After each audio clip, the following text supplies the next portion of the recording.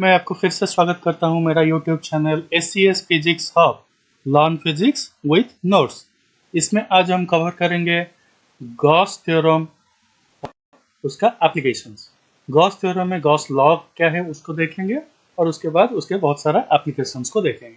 ठीक है, तो आप सबसे अनुरोध है कि आप पहले मेरा चैनल को सब्सक्राइब कर दीजिए और ये वाला वीडियो को लाइक कर दीजिए, तो मुझे ज़्यादा मोटिवेशन मिलेगा आपके लिए ज़्यादा से ज़्यादा नया नया वीडियोस आपके कोर्स को देखते हुए बनाने के लिए। तो शुरू करते हैं गॉस थ्योरम। गॉस थ्योरम का स्टेटमेंट क्या है? The flux of the net electric field through a close surface is equal to the net charge enclosed by the surface divided by epsilon zero.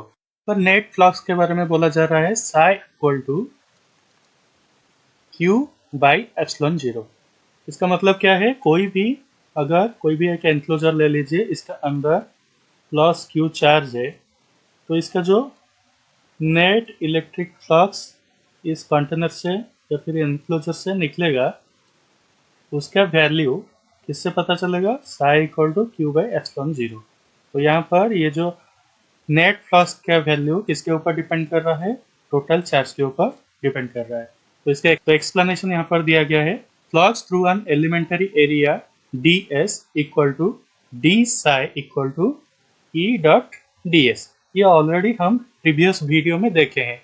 जो लोग मेरा प्रीवियस वीडियो नहीं देखे हैं, वो लोग अगर मेरा प्रीवियस वीडियो देखेंगे तो इलेक्ट्रिक फ्लक्स के बारे में डिटेल में जानकारी पा सकते हैं। नेक्स्ट, तो टोटल फ्लक्स कितना हो जाएगा? Psi equal to integration D psi. तो इसका जो स्टेटमेंट के हिसाब से हम न्यूमरेटर में लिख सकते हैं net charge enclosed with in the surface और डिवाइडेड बाय एप्सिलॉन जीरो। तो नेट चार्ज यहाँ पर अंदर जो है, यहाँ पर क्यू लिया गया है, तो इसको हम शॉर्ट फॉर्म में यहाँ पर लिखे हैं क्यू इन। क्यू इन मतलब Q inside, charge inside the enclosure, divided by epsilon zero. D Sai की जगह मैं यहाँ पर सिंपली लिख दिया हूँ ई डॉट डी एस। तो ये वाला जो फॉर्मूला यहाँ पर मिला, इसको हम क्या बोलेंगे? Gauss law. तो गॉस लॉ गॉस थ्योरम का एक पार्ट है जो पर्टिकुलरली ये फॉर्मूला को ही इंडिकेट करता है। तो if several charges are present inside the surface creating corresponding fields, then the total flux will be equal to, total flux यहाँ पर क्या हो जाएगा? जस्ट यहाँ पर ई के जगह हम सुपरपोजिशन ऑफ चार्जेस को ध्यान में रखते हुए जब नेट इलेक्ट्रिक फील्ड कैलकुलेट किए थे, उसको कैसे निकाले थे? वेक्टोरियल एडिशन करके वेक्टर सम निकालते। वही चीज यहाँ पर दिया गया है, डॉट डी एस लिखा गया है। और क्यू इन के जगह अगर Q1, Q2, Q3 ऐसा मल्टीपल चार्ज इस एंक्लोजर के अंदर रहेगा, तो इसको हम एक्सपांड करके ऐसे लिख सकते हैं। तो ये सेवरल चार्जेस के लिए ये फॉर्मूला है। ठीक है, नेक्स्ट, यहाँ पर नोट में कुछ स्पेसिफिक चीज को ध्यान में रख के देखेंगे। अगर Q चार्ज है वो इनसाइड द एनक्लोजर है, तो हमारा जो गॉस लॉ के अंदर Q इन के जगह Q अगर डाल देंगे तो ये वाला वैल्यू आ जाएगा। और अगर Q आउटसाइड है, इसका मतलब क्या हो जाए? Q आउटसाइड है तो इसका मतलब क्या हुआ? एनक्लोजर के अंदर नेट चार्ज जीरो है। तो एनक्लोजर के अंदर नेट चार्ज जीरो है, क्यू इन के जगह हम जीरो डाल सकते हैं। तो यहाँ पर हमें क्या मिला? It explains the relationship between the electric field and the source charge. तो सोर्स चार्ज और इलेक्ट्रिक फील्ड, इसके बीच में जो रिलेशन है, इसको ये गॉस लॉ प्रेजेंट कर रहा है। कूलम्स लॉ में क्या था? F equal to 1 by 4 pi epsilon zero Q1 Q2 by R square, ऐसे हम निकाले थे कूलम्स लॉ का फॉर्मूला। तो उसमें क्या था? Q मतलब चार्ज का वैल्यू हमें पता था, Q का वैल्यू पता था। Field can be calculated. Field कैसे कैलकुलेट करते थे? E इक्वल टू के क्यू बाई आर स्क्वायर। तो Q पता था तो E का वैल्यू हमें मिल जाता था कूलम्स लॉ में। लेकिन गॉस थ्योरम जस्ट इसका रिवर्स है। तो रिवर्स का मतलब फील्ड नोन है। अगर फील्ड नोन है तो चार्ज कैन बी कैलकुलेटेड। तो ये जो फॉर्मूला है, इससे आपको पता चलेगा अगर फील्ड नोन है और एक क्लोज्ड कंटेनर के अंदर कुछ चार्ज है, क्लोज्ड एंक्लोजर के अंदर, तो उस केस में ये वाला तो कांस्टेंट है एप्सिलॉन जीरो, ई पता है और एंक्लोजर का एरिया भी पता है, तो उस केस में चार्ज इनसाइड द एंक्लोजर हम कैलकुलेट कर सकते हैं।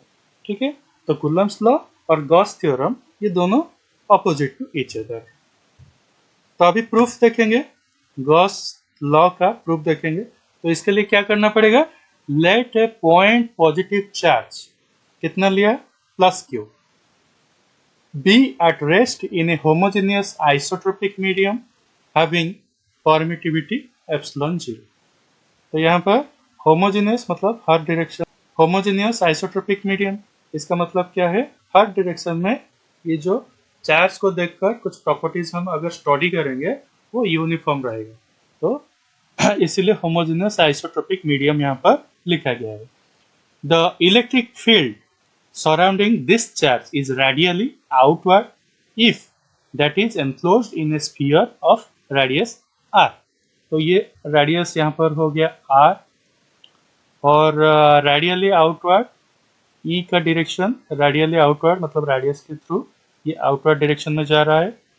q प्लस क्यू तो आपको चार्ज का मैग्नीट्यूड यहाँ पर दिया गया है, और r का यूनिट वेक्टर,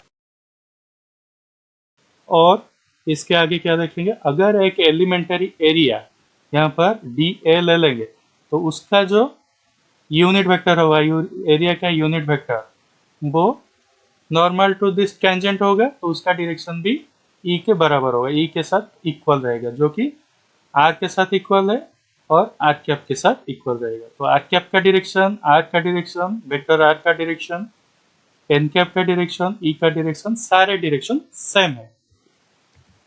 तो आगे, तो अभी डी ए के पास अगर इलेक्ट्रिक फील्ड देखेंगे तो इलेक्ट्रिक फील्ड का वैल्यू क्या होगा, के क्यू बाई आर स्क्वायर। तो के का वैल्यू ये हो गया 1/4 epsilon 0, Q by R square लिख दिया, और डायरेक्शन क्या रहा, आर क्या। तो यहाँ पर the flux passing through the area D A क्या हो जाएगा, D A equal to E dot D A. E के जगह पर हम क्या लिख सकते हैं, ये जो ऊपर जो वैल्यू है इसको डायरेक्टली पुट कर दिया, और डी जगह पर हम क्या लिख दिए, डी ए लिखे मैग्नीट्यूड, और एन कैप है इसका डायरेक्शन। तो यहाँ पर डॉट प्रोडक्ट किस किस का निकलेगा, आर कैप और एन कैप का निकलेगा। आर कैप का डायरेक्शन जो है, एन कैप का डायरेक्शन सेम है, तो इस केस में थीटा इक्वल टू कितना हो जाएगा, 0 degree. Theta equal to 0 degree, इसका मतलब क्या होगा, कॉस थीटा इक्वल टू 1। तो R cap dot N cap का वैल्यू कितना हो जाएगा, 1। तो यहाँ पर सेम चीज एक्सप्लेन किया गया है। तो हमारा डी साई का वैल्यू आ गया ये वाला, R cap dot N cap, ये 1 हो गया। नेक्स्ट, टोटल फ्लक्स अभी निकालना है गॉस थ्योरम को प्रूव करने के लिए। तो total flux equal to integration D psi. तो इंटीग्रेशन डी साई, ये डी साई का वैल्यू यहाँ पर डाल देंगे, डालने से यहाँ पर जो जो कांस्टेंट है उसको पूरा बाहर निकाल लेंगे। ये जो क्यू का वैल्यू तो कांस्टेंट है, ऑलरेडी पता है, कंटेनर के अंदर जो चार्ज का मैग्नीट्यूड है वो क्यू है। हर डायरेक्शन में कोई भी पॉइंट आप स्फीयर के ऊपर ले जाएंगे तो अंदर जो क्यू का वैल्यू रहेगा वो सेम ही रहेगा, और आपको पता है स्फीयर का जो रेडियस लिया गया है आर, वो पर्टिकुलरली वही स्फीयर के लिए कांस्टेंट है। तो ये सारे वैल्यूज बाहर ले लेंगे, तो अंदर क्या रह जाएगा, सिर्फ डी ए का इंटीग्रेशन। और डी ए जो है ये क्या है, surface area of whole sphere. तो सरफेस एरिया ऑफ स्फीयर कितना रहेगा, 4 पाई आर स्क्वायर। तो 4 पाई आर स्क्वायर यहाँ पर लिख दिया, तो 4 pi R square, 4 pi R square ये कैंसिल हो गया। तो कैंसिल होने से हमारा रिजल्ट क्या मिल गया, psi equal to Q by epsilon 0। अभी हमारा गॉस लॉ प्रूफ हो गया। तो यहाँ पर अगर मल्टीपल चार्ज का सिस्टम को हम कंसिडर करेंगे, मतलब इसका मतलब क्या है, एनक्लोजर के अंदर अगर Q1, Q2, Q3 ऐसा मल्टीपल चार्जेस है, तो उस केस में समेशन Q हो जाएगा टोटल चार्ज को निकालने के लिए, और एप्सिलॉन 0 डिनोमिनेटर में फिक्स्ड रहेगा। ठीक है, तो इंपॉर्टेंट नोट यहाँ पर मेंशन किया गया है, आप देख लीजिए, बहुत इंपॉर्टेंट है। It can be noted that psi does not depend upon the position of the charge। तो एनक्लोजर के अंदर कहीं पर भी Q का वैल्यू या फिर Q का पोजीशन हो, उसके ऊपर psi का वैल्यू डिपेंड नहीं कर रहा है, Q का पोजीशन के ऊपर डिपेंड नहीं कर रहा है। और नेचर ऑफ द एनक्लोजर के ऊपर डिपेंड नहीं कर रहा है। ये जो टर्म है एनक्लोजर यहाँ पर बहुत इंपॉर्टेंट टर्म है इसको समझने के लिए, क्योंकि यहाँ पर नेचर ऑफ द मीडियम नहीं लिखा गया है, यहाँ पर क्या लिखा गया है, नेचर ऑफ द एनक्लोजर। इसका मतलब क्या है, अगर ये क्यू चार्ज है और उसके चारों तरफ एक स्फीयर है, तो उसके लिए जो भी साई का वैल्यू होगा, मतलब नेट फ्लक्स का नंबर जो होगा वो जितना भी होगा, सेम क्यू अगर ले लेंगे और उसके साइड में जो एनक्लोजर है, तो एनक्लोजर का जो सेट वो अलग लेंगे, तो उस केस में भी नेट फ्लक्स मैग्नीट्यूड, उसका जो मैग्नीट्यूड होगा, नेट फ्लक्स का मैग्नीट्यूड वो सेम रहेगा।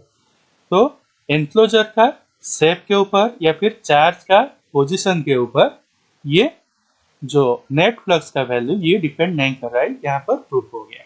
ठीक है, तो एप्लीकेशन ऑफ गॉस लॉ भी देखेंगे। एप्लीकेशन ऑफ गॉस लॉ में पहले क्या देखेंगे, एक infinite non conductor flat sheet of charge, इसको लेंगे। तो इसको यहाँ पर पिक्टोरियली प्रेजेंट किया गया है। ये क्या है, एक non conducting flat sheet of charge है। फ्लैट शीट ऑफ चार्ज इसका मतलब क्या है, ये इसके ऊपर यूनिफॉर्मली बहुत सारे पॉजिटिव चार्ज यहाँ पर शो किया गया है। ठीक है, तो इसका जो चार्ज डेंसिटी है वो यूनिफॉर्म है और उसका वैल्यू कितना लिया गया है, सिग्मा। तो इसमें इलेक्ट्रिक फील्ड को डिराइव करने के लिए हमें क्या करना पड़ेगा, एक पॉइंट P में कंसीडर किया यहाँ पर, तो यहाँ पर जो इलेक्ट्रिक फील्ड है उसका वैल्यू है E। जस्ट अपोजिट डायरेक्शन में हम सेम डिस्टेंस में, इक्वी डिस्टेंस में और एक पॉइंट में कंसीडर किया हूँ P डैश, तो यहाँ पर भी इलेक्ट्रिक फील्ड का वैल्यू रहेगा E, क्योंकि डिस्टेंस सेम है, P का डिस्टेंस जितना है P डैश का डिस्टेंस उतना ही है, तो दोनों का डिस्टेंस सेम है, इसका मतलब इलेक्ट्रिक फील्ड का वैल्यू सेम रहेगा। और यहाँ पर जो ये जो एक सिलेंडर एक हम कंस्ट्रक्ट किए हैं, वो कैसे कंस्ट्रक्ट किए हैं, तो P इसके पास एक एरिया में ले लिया A, उसको लेकर एक सिलेंडर में तैयार किया और वो सिलेंडर को एक्सटेंड कर दिया कहां तक, P डैश तक। इस साइड भी एरिया किया हुआ A डैश, तो A डैश और A ये दोनों जो एरिया है ये इक्वल रहेगा, क्योंकि ये सेम सिलेंडर को बिलोंग करता है। और इसके बीच में जो ये वाला एरिया के थ्रू ये पास करेगा, ये एक एरिया के थ्रू पास कर रहा है, वो जो फ्लैट शीट है उसके थ्रू ये सिलेंडर पास कर रहा है, ये एरिया को क्या बोलेंगे, गॉसियन सरफेस, जहां पर चार्ज रिजाइड हुआ है, चार्ज पार्टिकल्स बहुत सारा यहाँ पर है। तो ये जो चार्ज पार्टिकल है इसका इफेक्ट इस साइड भी रहेगा, इस साइड की भी रहेगा। ये बहुत इंपॉर्टेंट चीज है आपको जानने के लिए। ये जो चार्ज पार्टिकल है इसका इफेक्ट दोनों साइड रहेगा। इसका मेन रीजन क्या है, ये नॉन कंडक्टर है और एक थिन शीट है, नॉन कंडक्टर थिन शीट है। तो नॉन कंडक्टर केस में क्या होगा, दोनों साइड इसका इन्फ्लुएंस रहेगा। लेकिन अगर कंडक्टर हो जाएगा तो उस केस में क्या होगा, सिंगल साइड रहेगा, क्योंकि दूसरे साइड फील्ड का वैल्यू 0 हो जाएगा।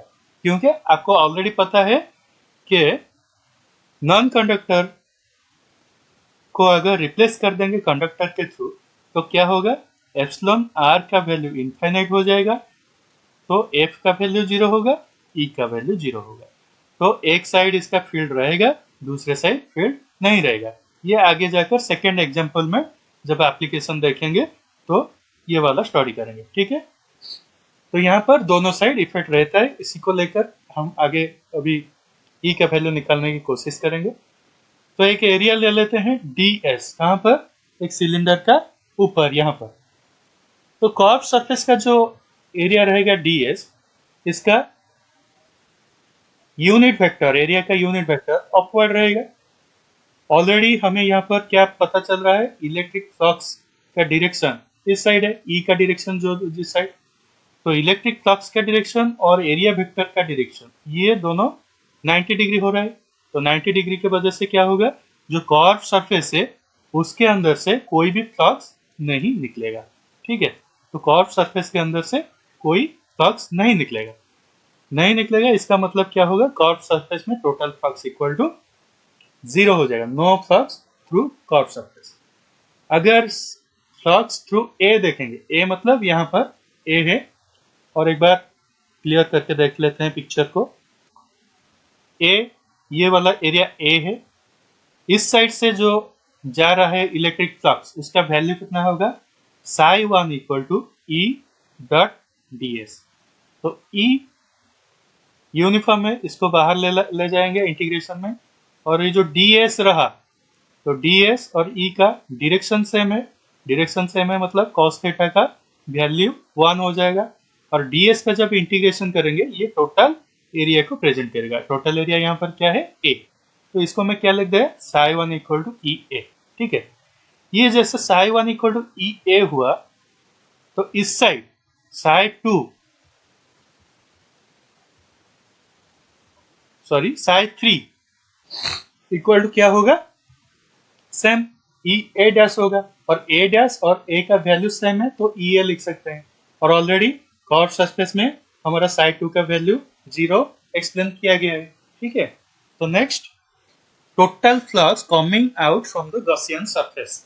तो ये जो गॉसियन सरफेस यहाँ पर है, ये गॉसियन सरफेस है, यहाँ से जितना भी फ्लक्स आ रहा है, तो नेट फ्लक्स जितना भी आ रहा है उसका अगर वैल्यू कैलकुलेट करने की कोशिश करेंगे तो क्या होगा, इस साइड आ रहा है psi1, इस साइड आ रहा है psi3, ऊपर जा रहा है psi2, psi2 का वैल्यू 0 है, और बाकी ये psi1 psi2 का वैल्यू कितना है, ई ए। तो इसका जो टोटल वैल्यू कितना हो गया, 2 EA। ठीक है, अभी क्या करेंगे, ये जो गॉसियन सरफेस है यहाँ पर कितना चार्ज है इसको हम कैलकुलेट करने की कोशिश करेंगे। तो सिग्मा है हमारा क्या, सरफेस चार्ज डेंसिटी, और एरिया कितना हुआ, ए, हमें पता है sigma equal to Q by A, total charge divided by area. तो सिग्मा ए को अगर मल्टीप्लाई कर देंगे तो हमें क्या वैल्यू मिल जाएगा, क्यू का वैल्यू मिल जाएगा। तो ये जो क्यू, ये इनसाइड द एंक्लोजर, कौन सा एंक्लोजर है, सिलिंड्रिकल एंक्लोजर, यहाँ पर जो कंस्ट्रक्ट किए हैं हम, इमेजिनरी सिलेंडर एक कंस्ट्रक्ट किए हैं, वो एंक्लोजर के अंदर जो चार्ज है उसका वैल्यू कितना आ गया, सिग्मा ए। तो अभी इसको लेकर जो फ्लक्स का वैल्यू भी मिल गया, चार्ज का वैल्यू भी मिल गया, ये दोनों को लेकर अभी गॉस लॉ के अंदर पुट कर देंगे। गॉस लॉ हमें क्या बोलता है, psi equal to Q by epsilon 0। तो क्यू के जगह क्या लिख दिया, सिग्मा ए, और एप्सिलॉन 0 ऐसे ही रह गया, और psi की जगह क्या लिख देंगे, 2EA। तो ये हो गया, तो यहाँ पर ए कैंसिल हो गया, तो E का वैल्यू हमें डिराइव करना था, तो E का वैल्यू कितना हो गया, सिग्मा बाय 2 एप्सिलॉन 0। ठीक है, ये वाला वैल्यू अभी आ गया हमारा रिजल्ट। तो इसको क्लियर करके थोड़ा देख लेते हैं। ये वाला जो वैल्यू आ गया, यहाँ पर हमारा कंक्लूजन क्या रहेगा, ये जो इलेक्ट्रिक फील्ड E है ये independent of the position of the point. ये जो पोजीशन ऑफ द पॉइंट, ये P का पॉइंट यहाँ हो या फिर यहाँ हो या फिर यहाँ हो, कहीं पर भी P का पॉइंट आप ले लीजिए, तो जो इलेक्ट्रिक फील्ड का वैल्यू ये कांस्टेंट रहेगा, सेम रहेगा, independent of position of the point, depends only upon the surface charge density. तो सरफेस चार्ज डेंसिटी ये सीट के ऊपर जितना बढ़ेगा फील्ड का वैल्यू उतना बढ़ेगा, और सरफेस चार्ज डेंसिटी का वैल्यू जितना कम होगा फील्ड का वैल्यू उतना कम होगा। तो इसको हम और एक बार एक्सप्लेन करके भी यहाँ पर देख सकते हैं, मैं आपको दिखा देता हूँ। अगर ये एक सीट है, ठीक है, ये सीट पॉजिटिवली चार्ज है, तो पॉजिटिवली चार्ज से ये जो मैं इलेक्ट्रिक फ्लक्स यहाँ पर निकाल रहा हूँ, तो नंबर ऑफ फ्लक्स, तो नेट फ्लक्स उसके ऊपर डिपेंड करता है इलेक्ट्रिक फील्ड का वैल्यू। तो यहाँ पर हम एक एरिया लेंगे, जितना number of lines of force जाएगा यहां पर लेंगे same area, number of lines of force same रहेगा, क्योंकि ये जो लाइन्स ऑफ फोर्स ये इनफाइनाइट डिस्टेंस तक यहाँ पर तक जा रहा है, ये हम अज्यूम कर सकते हैं। ठीक है, इसीलिए जो पॉइंट हम कंसिडर कर रहे हैं इलेक्ट्रिक फील्ड के लिए, वो कहीं पर भी आप ले लीजिए, वो पॉइंट का पोजीशन के ऊपर इलेक्ट्रिक फील्ड का वैल्यू डिपेंड नहीं करेगा। Next, electric field intensity due to infinitely infinite flat electric field intensity due to an infinite flat conductor carrying charge। तो ये ऑलरेडी मैं बता चुका हूँ थोड़ा सा इसके ऊपर। ये एक कंडक्टर है मतलब epsilon R equal to infinite रहेगा, एफ इक्वल टू 0 रहेगा, इसका मतलब ई इक्वल टू 0 हो जाएगा। किसके लिए? अगर कंडक्टर के दूसरे साइड अगर फ्लक्स देखेंगे या फिर इलेक्ट्रिक फील्ड कैलकुलेट करेंगे तो वहां पर इलेक्ट्रिक फील्ड का वैल्यू 0 होगा। तो इस केस में क्या होगा, जो हम अज्यूम करेंगे वो एनक्लोजर कहां से कहां तक करेंगे, जस्ट इनसाइड द कंडक्टर। ये जो सरफेस है कंडक्टर का, इसका जस्ट इनसाइड यहां पर ले लेंगे ए डैश, और एक पॉइंट यहां पर लिए हैं जहां पर एरिया लिए हैं ए। तो वो जो सिलेंडर यहां पर जो कंस्ट्रक्ट किया गया है वो पी से कंडक्टर का थोड़ा सा इंटीरियर एरिया तक कंस्ट्रक्ट किया गया है, और पी के चारों तरफ जो एरिया लिया गया है वो है ए। वो सिलेंडर जाकर एंड हुआ है कंडक्टर के अंदर, वो है ए डैश। और इस साइड ये जो सिलेंडर को एक्सटेंड क्यों नहीं किए हैं, क्योंकि इलेक्ट्रिक फील्ड का वैल्यू इस साइड 0 है, नेट फ्लक्स का वैल्यू इस साइड 0 है, कोई भी लाइंस ऑफ फोर्स इस साइड नहीं आएगा क्योंकि ये कंडक्टर है। ठीक है, तो अभी आगे जाकर इसको समझेंगे क्या है। तो यहाँ पर भी चार्ज डेंसिटी का वैल्यू सेम लिया गया है सिग्मा, और flux at A dash equal to कितना होगा, 0, क्योंकि as A dash is the initial surface which is the interior part of the sheet। Conductor के इंटीरियर पार्ट में A dash रहा तो उसके अंदर से कोई भी इलेक्ट्रिक लाइंस ऑफ फोर्स या फिर फ्लक्स नहीं रहेगा। तो तो साई 1 इक्वल टू कितना हो गया, 0।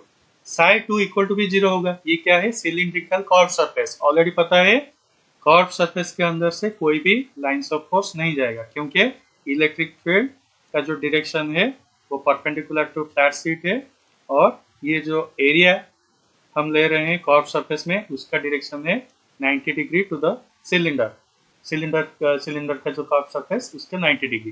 तो एरिया वेक्टर एंगल कितना हो गया, 90 डिग्री। तो cos थीटा इक्वल टू 0 हो गया, तो हमारा नेट फ्लक्स इक्वल टू 0। तो सिर्फ साई 3 ये वाला जो पार्ट है, पी वाला एरिया, इस साइड यहाँ से जो इलेक्ट्रिक लाइंस ऑफ फोर्स जा रहा है वो यहाँ पर साई 3 का वैल्यू देगा। तो साई 3 कितना हो जाएगा, ई डॉट डी एस, और ये जो ई डॉट डी एस इसका जो डायरेक्शन सेम है तो cos थीटा का वैल्यू 1 हो गया, तो डी एस का इंटीग्रेशन है ए और ई मल्टीप्लाई हो गया, तो ई है। तो नेट प्लस कितना हो गया, psi equal to psi 1 psi 2 psi 3, psi 1 psi 2 0, psi 3 का वैल्यू ई है। तो इसको लेकर हम गॉसियन सरफेस चार्ज कितना होगा, Q equal to sigma A, already इसको एक्सप्लेन किया गया है प्रीवियस एप्लीकेशन में। और गॉस लॉ के अंदर अगर इसको पुट कर देंगे तो हमारा क्या आ जाएगा, E A equal to sigma A divided by epsilon 0, A cancel, तो हमारा वैल्यू कितना आ गया, E equal to sigma by epsilon 0। ये है कंडक्टर के लिए, और नॉन कंडक्टर के लिए हमारा वैल्यू कितना था, E equal to sigma by 2 epsilon 0। तो ये हाफ था नॉन कंडक्टर के लिए। कंडक्टर के लिए कितना हो गया, डबल हो गया। तो यहाँ पर वही नोट दिया गया है, it should be noted that electric field due to an infinite flat conductor carrying charge is twice that of a conductor sheet, non conductor sheet. Electric field intensity due to an infinitely long straight uniform charge wire. तो ये जो wire आप देख रहे हैं ये यहाँ पर एंड हो गया है, लेकिन ये ऊपर गया है, कितना डिस्टेंस तक गया है, ये इनफाइनाइट डिस्टेंस तक यहाँ पर गया है। ठीक है, तो ये जो चार्ज कंडक्टर है यहाँ पर हम इसका लीनियर चार्ज डेंसिटी कितना लिए हैं, lambda equal to Q by L. ये लीनियर चार्ज डेंसिटी इसका है। ठीक है, तो ये जो Q जो है ये यहाँ से यहाँ तक टोटल जो चार्ज है ये है Q, और L यहाँ से यहाँ तक डिस्टेंस है L, और लैम्बडा क्या है, लीनियर चार्ज डेंसिटी। यहाँ पर एक एनक्लोजर हम कंस्ट्रक्ट किए हैं, वेक्टर लिए हैं r, तो रेडियस r हो गया P पॉइंट का। इलेक्ट्रिक फील्ड यहाँ से रेडियली आउटवर्ड जाएगा, तो E यहाँ पर मेंशन किया गया है। अगर ये जो एरिया देखेंगे, ये जो सिलिंड्रिकल सरफेस का एरिया, तो एरिया वेक्टर किस डायरेक्शन में जाएगा, ई का डायरेक्शन सेम रहेगा, तो यहाँ पर एन कैप भी ई डायरेक्शन में लिखा गया है इसके वजह से। और ये जो प्लेन सरफेस ये जो है, ये दोनों प्लेन सरफेस के अंदर से कोई भी फ्लक्स नहीं जाएगा, क्योंकि ये रेडियली आउटवर्ड है, इस साइड कोई फ्लक्स नहीं जाएगा। इलेक्ट्रिक लाइन्स ऑफ फोर्स इस साइड कुछ नहीं जाएगा, तो इलेक्ट्रिक लाइन्स ऑफ फोर्स सिर्फ इस टाइप का जाएगा, और ये सारे सिलेंडर का कर्व सरफेस के थ्रू पास करके जाएगा। तो इसी को हम यहाँ पर प्रेजेंट करेंगे, psi equal to E dot D S. D S यहाँ पर लिखा गया है, डी एस का वैल्यू कितना हो जाएगा, ये 2 पाई आर है सर्कल का पेरीमीटर, और ये जो डिस्टेंस है एल है कर्व सरफेस का लेंथ। तो इसको मल्टीप्लाई करने से हमें मिल जाएगा कर्व सरफेस का एरिया, तो यहाँ पर लिख दिया 2 pi R L. Gauss law पता है, psi equal to Q by epsilon zero. Psi के जगह ये वाला वैल्यू में पुट कर दिया, क्यू के जगह क्या पुट कर सकता हूँ, लैम्बडा एल, तो लैम्बडा एल लिख दिया और एप्सिलॉन जीरो। तो यहाँ पर सिंप्लीफाई करने से ये वैल्यू मिल जाएगा मुझे, क्या, ये एल एल कैंसिल हो जाएगा और बाकी रह गया क्या, lambda by 2 pi R epsilon zero. ये हो गया आपका ई का वैल्यू, और ई का जो डायरेक्शन है, एरिया वेक्टर का डायरेक्शन सेम है, तो इसलिए एन कैप यहाँ पर मैं लिख दिया हूँ। तो ई का, ई वेक्टर का वैल्यू हो गया lambda by 2 pi R epsilon zero N cap. ठीक है, next, electric field intensity due to a uniformly charged thin spherical shell. Electric field intensity E का वैल्यू चाहिए due to a uniformly charge thin spherical shell. एक spherical shell लिए हैं, thin है और uniformly charge है, यहाँ पर कंस्ट्रक्ट किया गया है इमेज के थ्रू। तो ये वाला सेल के बारे में ये बोल रहा है, अंदर वाला, इंटरनल वाला। तो ये स्फीयर का जो चार्ज है वो यूनिफॉर्म है, इसका डायमीटर लिया हूँ कैपिटल आर, और अभी जहां पर मुझे इलेक्ट्रिक फील्ड का वैल्यू चाहिए वो वाला पॉइंट को मैं लिया हूँ पी। ये जो यहाँ पर चार्ज रिजाइड कर रहा है स्फीयर के ऊपर, उसके वजह से जो मिलेगा वो रेडियली आउटवर्ड होगा।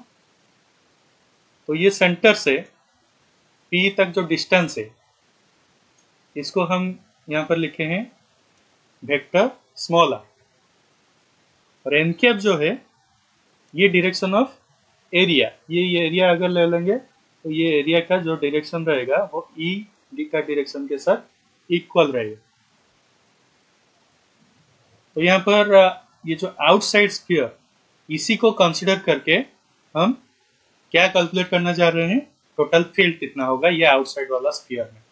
तो आउटसाइड जो स्फीयर रहेगा उसके लिए psi equal to E dot D S. E dot D S का integration, E dot D S, ये जो ई और डी एस, इसका जो एंगल सेम है, ई का डायरेक्शन जो है, एरिया का डायरेक्शन सेम है, मतलब एन कैप का डायरेक्शन सेम है, तो कॉस थीटा का वैल्यू 1 हो जाएगा। तो कॉस थीटा का वैल्यू 1 होने से ई बाहर आ गया, कांस्टेंट है, और डी एस इंटीग्रेशन के अंदर रहा।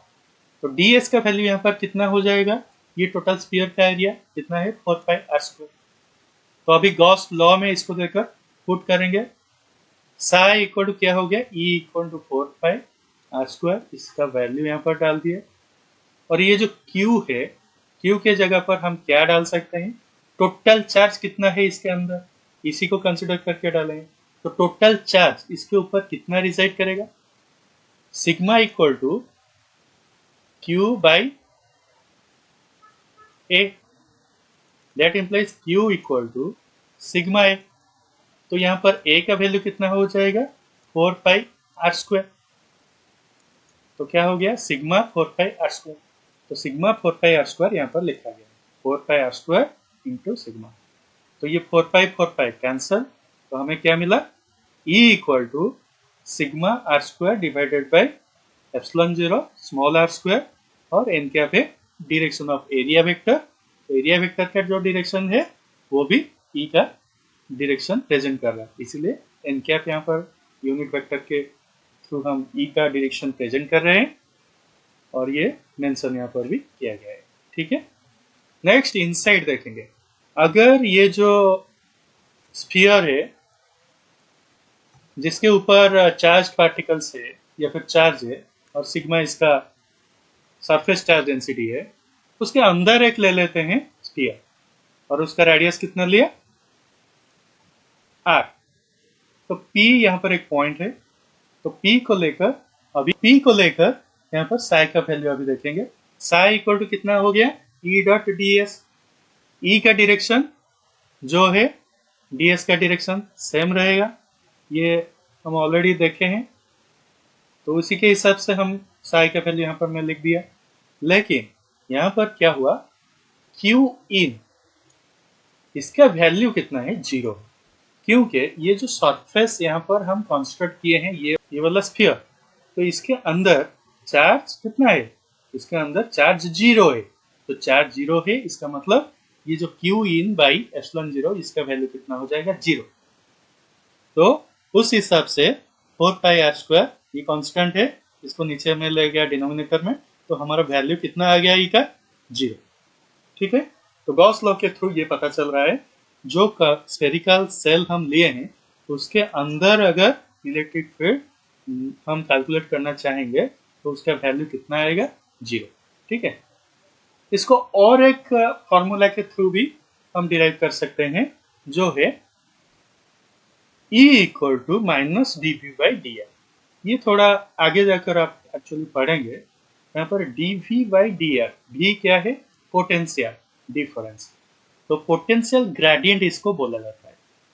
Potential difference actually vector quantity नहीं है, ये एक स्केलर क्वांटिटी है, लेकिन इसका जब ग्रेडियंट निकाला जाएगा, मतलब change of potential with respect to distance, जब निकाला जाएगा ये वेक्टर होगा। तो ये जो वेक्टर है ये कौन सा वेक्टर को प्रेजेंट करेगा, ये इलेक्ट्रिक फील्ड को प्रेजेंट करेगा। यहाँ पर क्या होगा, v इक्वल टू v0। इसका मतलब क्या है, कोई भी पॉइंट आप ले लेंगे इसके अंदर, तो जब ट्रैवल आप करोगे तो क्या होगा, वो पोटेंशियल डिफरेंस सेम रहेगा। तो पोटेंशियल डिफरेंस सेम रहेगा, उसके वजह से E का वैल्यू 0 आ जाएगा। ये आगे जाकर पूरा क्लियरली हम समझेंगे और पढ़ेंगे, तो रीड होने की जरूरत नहीं है, छोड़ दीजिए। नेक्स्ट, मैं सारे नोट को अभी यहाँ पर समराइज करके दे दिया हूँ, आप इसका स्क्रीनशॉट लेकर नोट कर सकते हैं और आपका एग्जाम के लिए प्रिपरेशन के लिए यूज कर सकते हैं। तो अगर इस लेक्चर में कहीं पर आपको किसी भी प्रकार की डाउट है या फिर परेशानी हो रही है, तो आपका डाउट सब मुझे कमेंट सेक्शन में जाकर मेंशन कर सकते हैं। मैं पूरा कोशिश करूंगा आपका सारे के सारे डाउट्स को मैं क्लियर करने के लिए। तो ये फ्री डाउट क्लियरेंस सर्विस का बेनिफिट लेने के लिए क्या करना पड़ेगा, सिर्फ मेरा टेलीग्राम चैनल ज्वाइन करना है, जिसके थ्रू मैं आपका सारे डाउट्स को क्लियर करने की कोशिश करूंगा। ठीक है, अभी आपको अनुरोध किया जाता है कि मेरा ये वीडियो को लाइक, शेयर और मेरा चैनल को सब्सक्राइब कर दीजिएगा। ठीक है, थैंक यू, जय हिंद।